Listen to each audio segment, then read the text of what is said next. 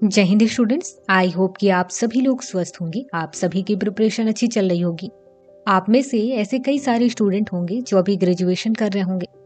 अब आपके मन में ये सवाल तो आ ही रहा होगा कि आप अभी ग्रेजुएशन कंप्लीट नहीं किए हुए हैं, आप अभी ग्रेजुएशन कर रहे हैं।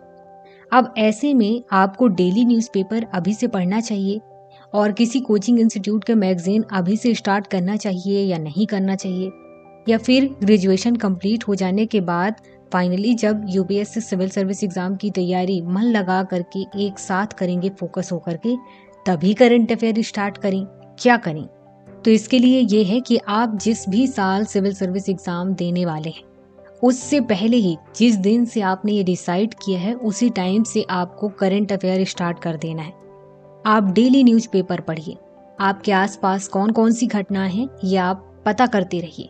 मतलब कि न्यूज़पेपर पढ़ेंगे उससे पता चल जाएगा आपके इंडिया में क्या चल रहा है, कौन सा नया कानून बनाया गया है ये आपको पता चलेगा, क्या नया बदलाव आया है ये पता चलेगा, आपके यहाँ मिनिस्टर कौन है, कौन प्राइम मिनिस्टर है, इसके अलावा आपके अपने स्टेट में क्या चल रहा है, ये सब कुछ आपको पता चलेगा। जब आप न्यूज़पेपर पढ़ेंगे तो आपको ये पता चलेगा कि कहाँ चुनाव हो रहा है, कहाँ पर कोई इम्पोर्टेंट घटना हुई है जिसके बारे में आपको जानना जरूरी है। जिस साल आप एग्जाम देंगे तो उस साल उस घटना से रिलेटेड कुछ भी सवाल पूछा जा सकता है। और ऐसा नहीं है सिविल सर्विस एग्जाम में कि आप पिछले एक साल का करंट अफेयर ही पढ़ें, उसके अलावा नहीं।